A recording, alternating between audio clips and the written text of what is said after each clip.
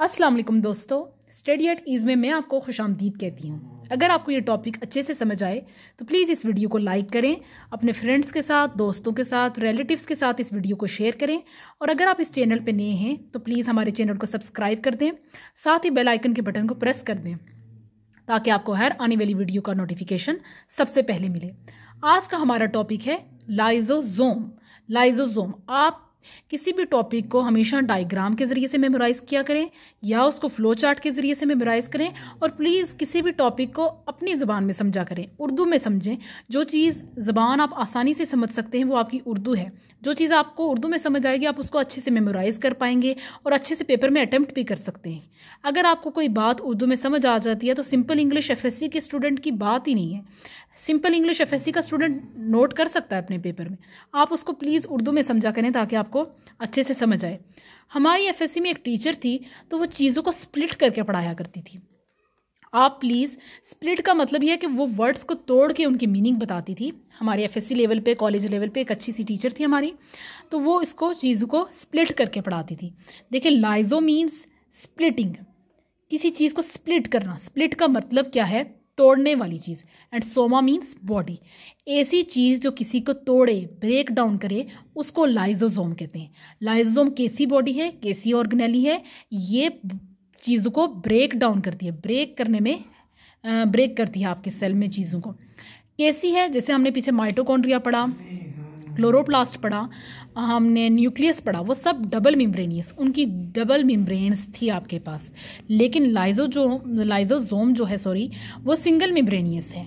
कैसी है? इसकी सिंगल मेम्ब्रेन है और ये स्फेरिकल सेक्स। स्फेरिकल का मतलब क्या है? कोई चीज़ गोल है, मतलब लाइजोसोम की शेप कैसी है? वो गोल है। लाइजोसोम के बारे में कुछ चीज़ें आपको बताते हैं कि इसके पास 40 डिफरेंट टाइप्स ऑफ इंजाइम्स हैं। 40 डिफरेंट टाइप्स ऑफ इंजाइम्स हैं। कैसे इंजाइम्स हैं इसके पास? ये इंजाइम्स जो हैं डाइजेस्टिव भी हैं और हाइड्रोलाइटिक भी हैं। डाइजेस्टिव का तो आपको नाम से ही शो हो रहा है कि ये डाइजेशन में हेल्प आउट करेंगे। लेकिन हाइड्रोलाइटिक का क्या मतलब है? ये किस तरह के इंजाइम्स हो सकते हैं? हाइड्रो को मैं अगर ब्रेक डाउन करूँ तो ये हाइड्रो मीन्स वाटर। हाइड्रो का मतलब वाटर और लाइटिक का मतलब, या लाइसिस या लाइटिक जो वर्ड होता है वो ब्रेक डाउन का होता है। ब्रेक डाउन के लिए, ब्रेक डाउन मीनिंग है हाइड्रोलाइटिक का। तो आप ये कह सकते हैं कि हाइड्रोलाइटिक ऐसे इंजाइम्स हैं। देखो, मैंने आपको बताया ना कि 40 डिफरेंट टाइप्स ऑफ इंजाइम्स किस तरह के हैं। डाइजेस्टिव भी हैं या हाइड्रोलाइटिक भी हैं। डाइजेस्टिव जो डाइजेशन में हेल्प आउट करेंगे, और हाइड्रोलाइटिक ऐसे इंजाइम्स जो वाटर की प्रेजेंस में ब्रेक डाउन करते हैं। यानी हाइड्रोलाइटिक वो इंजाइम्स हैं जो वाटर की प्रेजेंस में आपको ब्रेक डाउन में हेल्प आउट करेंगे। फिर स्फेरिकल लिखा है, ये स्फेरिकल वर्ड जो हमने पढ़ लिया कि लाइजोसोम की शेप जो है वो स्फेरिकल है। लाइजोसोम क्या है? ये एसिडिक है। नेचर क्या है लाइजोसोम की? एसिडिक है। pH 4 to 4.5। अगर आपको pH का नहीं पता तो pH एक स्केल होता है, 14 तक स्केल है। 7 से कम जो होता है उसको हम कहते हैं कि वो एसिडिक है। 7 पे जो होता है वो न्यूट्रल होता है। कोई भी चीज़ जो 7 पे अगर आपको साइन शो कर रही है तो वो न्यूट्रल है, और 7 से 14 तक जो होती है वो बेसिक होती है। तो ये 4 और 4.5 यानी 7 से कम है तो ये एसिडिक इन नेचर है लाइजोसोम। इसकी pH की रेंज बताई जा रही है ये। फिर आपको इसके डायामीटर के बारे में बताया जा रहा है 0.2 to 0.5। ये जो छोटी चीज़ें होती हैं, डायामीटर, लेंथ, आप इनकी प्लीज़ इनको एक लिस्टेड फॉर्म में किया करें। जैसे माइटोकॉन्ड्रिया का मैंने आपके साथ डिस्कस किया था, उसकी लेंथ भी थी और डायामीटर भी था। वो 2 to 5 माइक्रोमीटर उसकी लेंथ थी और 0.5 to 1.0 आई थिंक उसका डायामीटर था। ये जो डायामीटर, लेंथ, इस तरह की छोटी, या pH भी आप कंसिडर कर लें, इनको आप अपने चैप्टर के शुरू में एक छोटा सा स्टिकी पैड लें। उसमें आपने क्या करें कि इनको लिस्टेड फॉर्म में करें, तो आपको एंड टाइम पे, अपने पेपर के टाइम पे, किसी टेस्ट के टाइम पे या MCQ टेस्ट के टाइम पे आपको ये चीज़ें एकदम से मेमोराइज करने में और डिफ्रेंशिएट करके आप इनको पढ़ सकते हैं। तो आप प्लीज़ इनको एक अपने चैप्टर के शुरू में एक छोटा सा स्टिकी पैड लगा लिया करें, स्टिकी नोट लगा लिया करें। तो आप इनको छोटी चीज़ों को वहाँ पर मैंशन किया करें, क्योंकि इस तरह आपको ऑब्वियसली आप भूल जाते हैं, आप डिफ्रेंशिएट नहीं कर पाते। तो इनको आप वहाँ पर मैंशन करके एंड में अच्छे से रिवाइज कर सकते हैं। ये बात मैंने यहाँ पे डिस्कस कर दी है। डाइजेस्टिव और हाइड्रोलाइटिक इंजाइम्स, ये 40 डिफरेंट इंजाइम्स जो हैं डाइजेस्टिव और हाइड्रोलाइटिक टाइप के हैं। फिर ये जो आप यहाँ पे देख रहे हैं लाइजोसोम का, मैंने आपको थोड़ा सा तारुफ करवा दिया, इसका समझा दिया है। अगर हम इसके थोड़े से फंक्शंस, लाइजोसोम के जो है ना 4 मेजर फंक्शन, डिफरेंट बुक्स में जो है वो डिफरेंट फंक्शंस हैं। जैसे अगर मैं फेडरल की बुक की बात करूं तो इसमें जो फंक्शन मेंशन है वो एटोफेगी, एटोलाइसिस और इंट्रासेलुलर डाइजेशन मेंशन है। लेकिन अगर आप पंजाब की बुक जो है ओवरऑल वो कश्मीर बोर्ड के लिए, मीरपुर बोर्ड के लिए भी यूज़ हो रही है इस टाइम पे, तो वहाँ पे इसके लिए एक्स्ट्रा सेलुलर डाइजेशन का वर्ड भी यूज़ हुआ है कि इसका फंक्शन जो एक्स्ट्रा सेलुलर डाइजेशन भी है। लेकिन अगर हम फेडरल की बुक बेसिकली केपी के बोर्ड से रिलेटेड है, तो उसको हम एटोफेगी, एटोलाइसिस और इंट्रासेलुलर डाइजेशन इस बुक में 3 है। और पंजाब की बुक में एक्स्ट्रा सेलुलर डाइजेशन भी आपको कहीं किसी पुरानी बुक में या नए एडिशन में आपको मेंशन नजर आएगा। 3 फंक्शन है लाइसोसोम के जिनको मैं आपको डिस्कस करवाऊंगी स्टेप बाय स्टेप। उर्दू में हम इसको डिस्कस करेंगे क्योंकि उर्दू ही आपकी नेशनल लैंग्वेज है, तो आप नेशनल लैंग्वेज को प्रमोट करना चाहिए। आप उसमें समझेंगे तो आपको आसानी से हर चीज़ समझ आ जाएगी। सबसे पहले मैं अगर आपसे एटोफेगी का डिस्कस करवाऊँ तो मैंने इसके कुछ पॉइंट्स यहाँ पे मैंशन किए। इनगल्फ, सबसे पहले आपको इनगल्फ का मीनिंग अगर मैं बताऊँ तो इनगल्फ का मतलब होता है खा लेना, निगल लेना, इस तरह के इसके मीनिंग्स हैं। खा लेना, निगल लेना। तो क्या मतलब हुआ? अनवांटेड का मतलब होता है जो वेस्ट मटेरियल होता है। एटोफेगी क्या करेगा? इनगल्फ कर देता है अनवांटेड स्ट्रक्चर्स को। जो सेल में वेस्ट स्ट्रक्चर्स हैं उनको इनगल्फ करना जो है वो एटोफेगी है। सेल्फ ईटिंग, सेल्फ का मतलब ये है कि सेल्फ ईटिंग प्रोसेस है। सेल्फ ईटिंग का मतलब है कि लाइसोसोम खुद इनको खा लेता है जो अनवांटेड स्ट्रक्चर्स होते हैं।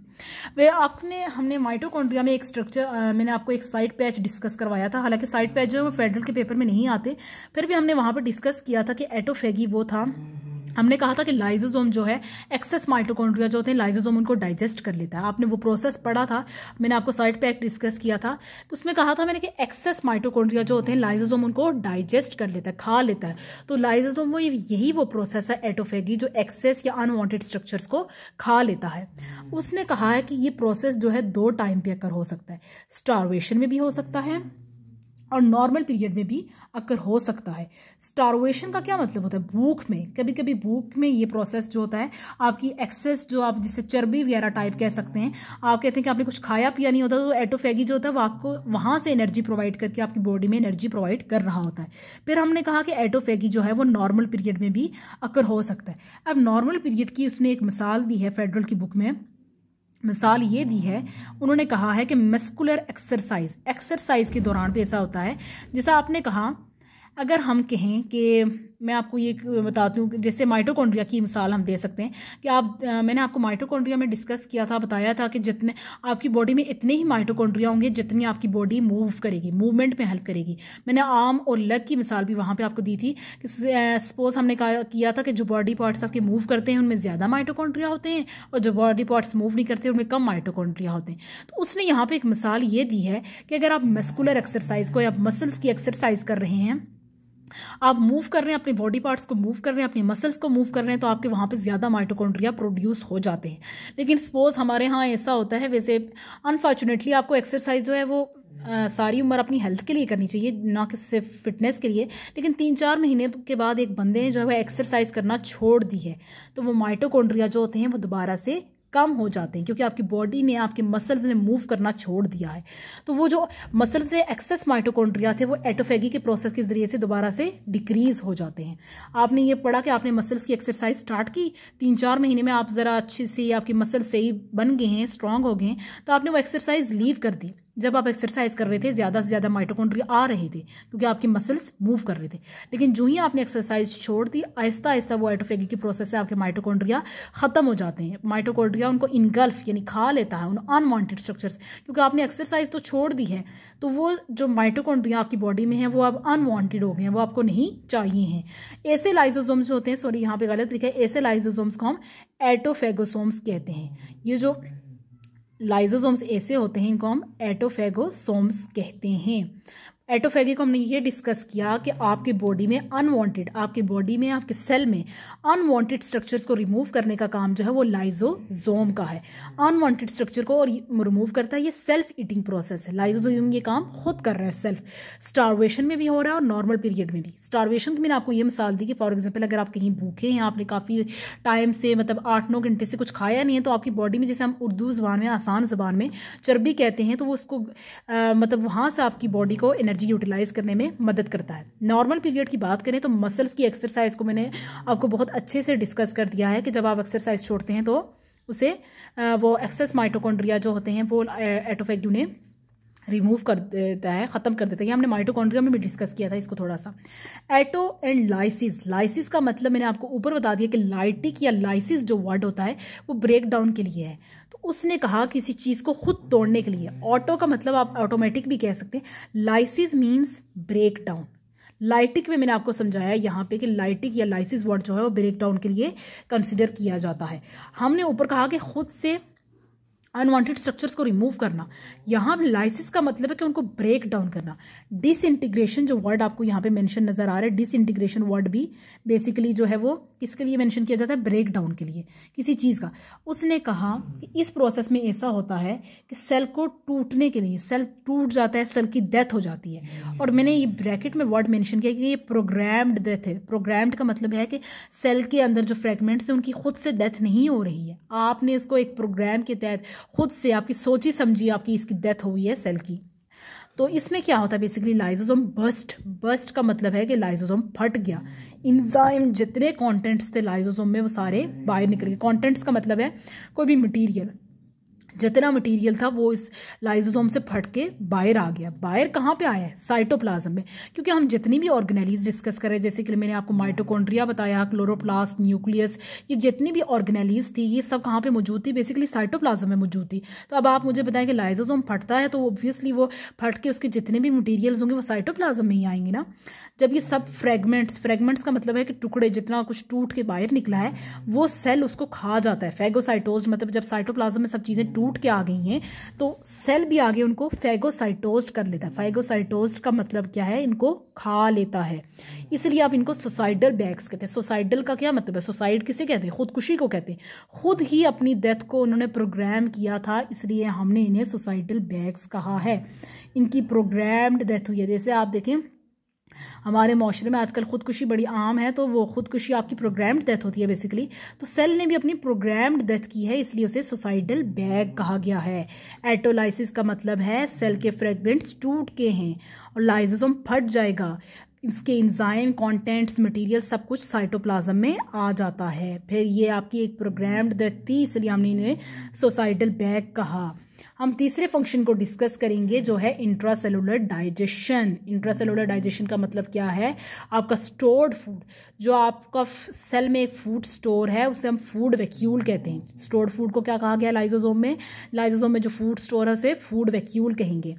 अब ये फूड वैक्यूल जब लाइसोसोम के साथ फ्यूज होता है, जुड़ता है, मिलता है, तो उस स्ट्रक्चर को हम क्या कहते हैं, वो सेकेंडरी लाइसोसोम बन जाता है। सेकेंडरी लाइसोसोम का मैंने यहाँ पे लिखा है कि ये डाइजेशन में हेल्प आउट कर रहा है। डाइजेशन का मतलब क्या है, डाइजेशन वर्ड लिखा है तो इसका मतलब है ये डाइजेशन में आपको हेल्प आउट कर रहा है। जो डाइजेशन हो चुकी है, डाइजेशन के बाद जो थोड़ा सा प्रोडक्ट बना है आपका, डाइजेस्टेड प्रोडक्ट जो है वो साइटोप्लाज्म में एब्जॉर्ब हो जाता है। और जो वेस्ट वगैरह होता है ना, वेस्ट जो बच्चा खाना लाइसोसोम में जो आपका स्टोर्ड फूड मतलब स्टोर हो गया है, उसके बाद आपके पास जो एक वेस्ट बच जाता है तो उसको हम कंट्रक्टाइल वैक्यूल कहते हैं। क्या कहते हैं, कंट्रक्टाइल वैक्यूल। अब कंट्रक्टाइल वैक्यूल जो हो जाके सेल मेम्ब्रेन के साथ अटैच होगा, जुड़ेगा, जो आपके एक रिमूव कर देगा। इस प्रोसेस में से आपके लाइसोसोम में से वो ये सारा चीज़ें, ये वेस्ट जो होता है वो रिमूव हो जाता है। कंट्रक्टाइल वैक्यूल जब जाके किसके साथ टकराएगा, सेल मेम्ब्रेन के साथ। तो एक्सोसाइटोसिस बेसिकली एक रिमूवल प्रोसेस है जिसके जरिए से आपका वेस्ट रिलीज हो जाएगा। इंट्रासेलुलर डाइजेशन में हमने पहले आपके पास जो स्टोर्ड फूड था वो फूड वैक्यूल, उसको वैक्यूल जो था वो फूड वैक्यूल की फॉर्म में था। लाइसोसोम प्लस फूड वैक्यूल एक दूसरे के साथ मर्ज होंगे, ज्वाइन, फ्यूज होंगे तो सेकेंडरी लाइसोसोम होगा। सेकेंडरी लाइसोसोम में स्टोर्ड फूड की डाइजेशन होती है। जब डाइजेशन हो जाएगी, जो डाइजेस्टेड प्रोडक्ट होगा वो साइटोप्लाज्म में एब्जॉर्ब हो जाएगा। लेकिन जो वेस्ट है जिसका नाम कंट्रक्टाइल वैक्यूल होता है वो क्या करेगा, सेल मेम्ब्रेन के साथ जाकर टकराएगा।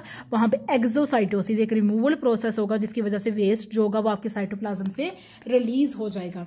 अच्छा, मुझे फूड वैक्यूल से एक बात यहाँ पे याद आई जो मैंने मेंशन नहीं की, वैक्यूल। देखिए ये जो लाइसोसोम यहाँ पे डाइजेशन का प्रोसेस हो रहा है वो लाइसोसोम कर रहा है, मतलब लाइसोसोम एक्स्ट्रा ओल्ड पार्ट्स को रिमूव कर रहा है। ये लाइजोसोम का मकसद मतलब फंक्शन यही है कि वो ओल्ड पार्ट्स को रिमूव कर रहा है। अगर आपसे यही क्वेश्चन किसी एमसीक्यूज में पूछ लिया जाए कि प्लांट्स में लाइजोसोम का प्रोसेस कौन कर रहा है, प्लांट्स में लाइजोसोम मौजूद नहीं है, प्लांट्स में लाइजोसोम का फंक्शन कौन करता है, तो सेम फंक्शन प्लांट्स में रिमूवल का या ओल्ड पार्ट्स को रिमूव करने का या ब्रेक करने का फंक्शन जो होता है वो वैक्यूल्स करते हैं। वैक्यूल्स जो हैं प्लांट्स में, या अगर मैं आपको फंजाई में कहूँ तो यही फंक्शन जो है वो वैक्यूल्स परफॉर्म कर रहे होते हैं। अगर आपसे पूछा जाए कि एनिमल्स में ब्रेक डाउन का या रिमूवल का या ओल्ड पार्ट्स को रिमूव करने का काम कौन कर रहा है, तो वो लाइजोसोम।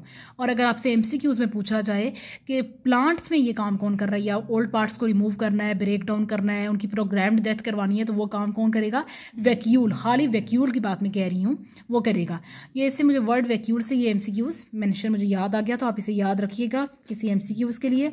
फिर आपने कहा कि अगर आपकी बॉडी में लाइजोसोम्स नहीं होते तो कौन सी डिजीजेस काज होंगी। ये टे-सेक्स डिजीज जो है, इसको मैंने फेडरल से पिक किया है। ये आपकी फेडरल की बुक जो केपी के बुक है, केपी के टेक्स्ट बोर्ड की बुक है, इसको फेडरल के बच्चे पढ़ते हैं। ये वहाँ पे मेंशन है, टे-सेक्स डिजीज जो है ये फेडरल की बुक में मेंशन है। और ग्लाइकोजेनेसिस टाइप 2 जो है पंजाब की बुक जो है, पंजाब के स्टूडेंट्स पंजाब बुक में मेंशन है, या मीरपुर बोर्ड हर तरह के स्टूडेंट्स इसको पढ़ते हैं। तो ये दो डिफरेंट बुक्स में ये दो डिफरेंट डिजीजेस मेंशन है। मैं आपको इसे बता रही हूँ। टे-सेक्स डिजीज, उसने कहा कि अगर आपकी बॉडी में कोई भी लाइजोसोम मिस है तो इससे क्या इफेक्ट होता है। ऑब्वियसली लाइजोसोम उस पर्टिकुलर पार्ट की डाइजेशन जो होगी वो मुतासर होगी, यानी उसके जो हमने ओल्ड पार्ट्स रिमूव करने थे उस पार्ट्स में से अगर वहाँ पे लाइजोसोम नहीं मौजूद तो वो पार्ट ऑब्वियसली डिस्टर्ब होगा। कोई भी चीज़ नहीं मौजूद आपकी बॉडी में तो डिस्टर्बेंस ही काज करता है। तो अगर मतलब लाइजोसोम अगर हमने पढ़ा इसकी लिपिड डाइजेस्टिव इंजाइम है। टे-सेक्स डिजीज में क्या चीज़ मिस होती है, लिपिड डाइजेस्टिव इंजाइम, यानी लिपिड को डाइजेस्ट करने का इंजाइम जो है ये मिस होता है आपकी बॉडी में। इसकी वजह से आपका दिमाग नकारा हो जाता है। देखें आपके दिमाग में ये लिपिड जो होते हैं वो जमा होना शुरू हो जाते हैं। देखिए टे-सेक्स डिजीज़ वो है, ये वो लाइजोसोमल डिजीज़ है जिसमें आपका लिपिड जो है वो डाइजेस्टिव इंजाइम, लिपिड को डाइजेस्ट करने वाला इंजाइम मिस है, और जिसकी वजह से आपके दिमाग में एक्युमुलेशन का मतलब क्या है कि आपके दिमाग में लिपिड जमा होना शुरू हो जाते हैं। जाहिर सी बात है डाइजेशन नहीं हुई तो उन्होंने कहीं जमा होना है, वो आपके दिमाग में जमा होंगे और आपका दिमाग को इम्पेयर्ड का मतलब यानी नकारा कर देंगे। दूसरी जो पंजाब की बुक में ये डिजीज़ मेंशन है ग्लाइकोजेनेसिस टाइप 2, ये लाइजोसोमल डिजीज़ है, दूसरी टाइप है। इसमें क्या होता है, ग्लाइकोजन को ग्लूकोज में कन्वर्ट करने वाला इंजाइम जो है वो आपके पास मिस है, वो मौजूद नहीं है। तो यहाँ पे हमने पढ़ा कि लिपिड डाइजेस्टिव इंजाइम, लिपिड जो है वो ब्रेन में इकट्ठे होंगे। यहाँ पे ग्लाइकोजन टू ग्लूकोज, आपके ग्लाइकोजन कहाँ पे कन्वर्ट होना शुरू हो जाता है, लीवर और मसल्स में। अब मसल्स में क्या फंक्शन, आप इसको थोड़ा सा ऐसे समझ सकते हैं कि आप देखें आपने जब कोई काम करना होता है तो वो ग्लाइकोजन से ग्लूकोज और ग्लूकोज से ग्लाइकोजन में प्रोसेस कन्वर्ट हो रहा होता है।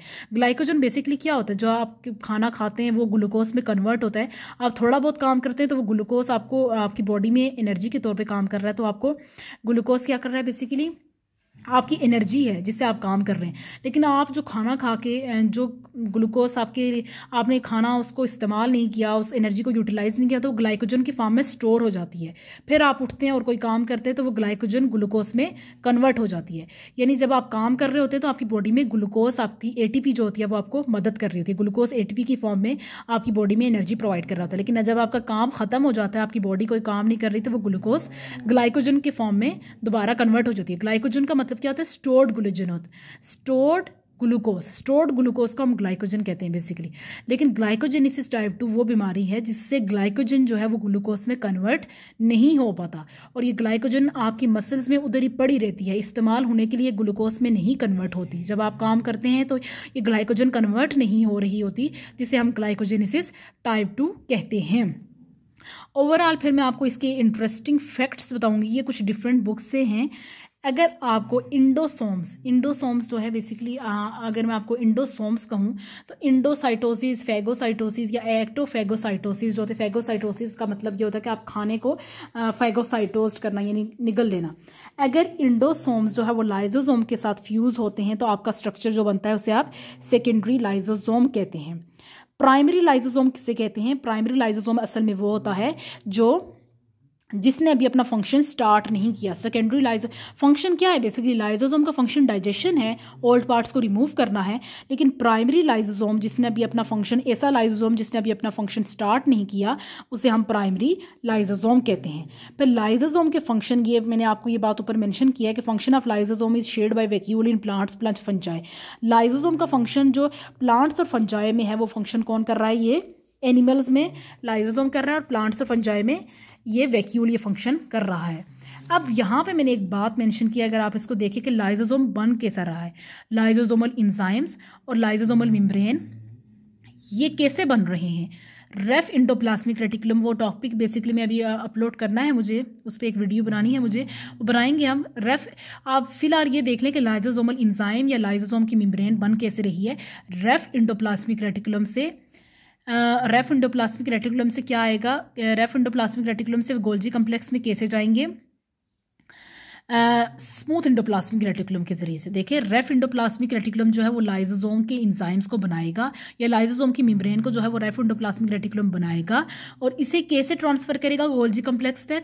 स्मूथ इंडोप्लाज्मिक रेटिकुलम के जरिए से। ये एक जरिया है। स्मूथ इंडोप्लाज्मिक रेटिकुलम क्या है?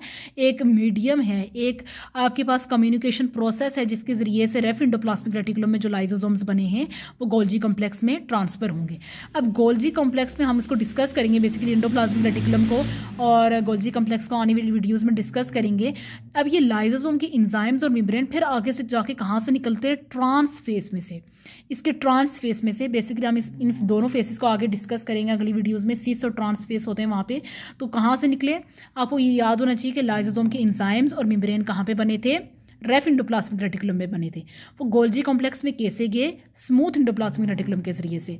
फिर वहाँ स्मूथ इंडोप्लाज्मिक रेटिकुलम में से आगे से कहाँ से निकले? ट्रांस फेस में से। ट्रांस फेस आपको बेसिकली एमसीक्यूज के तौर पे याद रखना है। टॉपिक को थोड़ा सा समराइज कर लेते हैं। लाइजोसोम हमने कहा था कि ओल्ड पार्ट्स को रिमूव करने वाली, ब्रेक करने वाली, स्प्लिट करने वाली बॉडी है। 40 डिफरेंट इंजाइम्स से डाइजेस्टिव और हाइड्रोलाइटिक। डाइजेस्टिव बेसिकली वो थे जो डाइजेशन में हेल्प आउट करते हैं, और हाइड्रोलाइटिक जो वाटर की ब्रेकडाउन में, वाटर की प्रेजेंस में ब्रेक डाउन कर रहे थे। पीएच हमने डिस्कस की इसकी और इसका डायमीटर। पेराइटोफेगी को हमने कहा था कि ये अनवांटेड स्ट्रक्चर्स को जो था वो खा लेता है, सेल्फ ईटिंग प्रोसेस है, और उसके हमने मस्कुलर एक्सरसाइज वाली एग्जाम्पल डिस्कस की। पेराइटोलाइसिस हमने पढ़ा कि ये प्रोग्राम्ड सेल डेथ है, एंजाइम के कंटेंट्स रिलीज हुए साइटोप्लाज्म में और इसे सोसाइटल बैग कहा गया। इंट्रासेलुलर डाइजेशन को हमने जो सेल के अंदर जो डाइजेशन हो रही है उसे इंट्रासेलुलर डाइजेशन को हमने किया कि वो कैसे डाइजेस्टेड प्रोडक्ट्स रिलीज होते हैं, वेस्ट रिलीज होता है। Secondary lysosome. 2 डिजीजेज हमने डिस्कस की हैं इसकी, टे सेक्स डिजीज और ग्लाइकोजेनेसिस टाइप 2। और ये कुछ इंटरेस्टिंग फैक्ट्स हैं कि प्राइमरी लाइजोसोम किसे कहते हैं और ये फंक्शन कौन शेयर करता है प्लांट्स में। और हमने यहाँ पे ये पढ़ा कि लाइजोसोमल इंजाइम्स और लाइजोसोमल मेम्ब्रेन जो है वो कैसे बनती हैं। ओके जी, अल्लाह हाफिज़। उम्मीद है आपको टॉपिक समझ आएगा। फिर भी अगर आपको कोई चीज़ क्लियर नहीं होती तो आप कमेंट सेक्शन में प्लीज़ इसको अपना आंसर को पूछ सकते हैं, किसी भी प्रॉब्लम को डिस्कस कर सकते हैं। ओके, अल्लाह हाफिज़।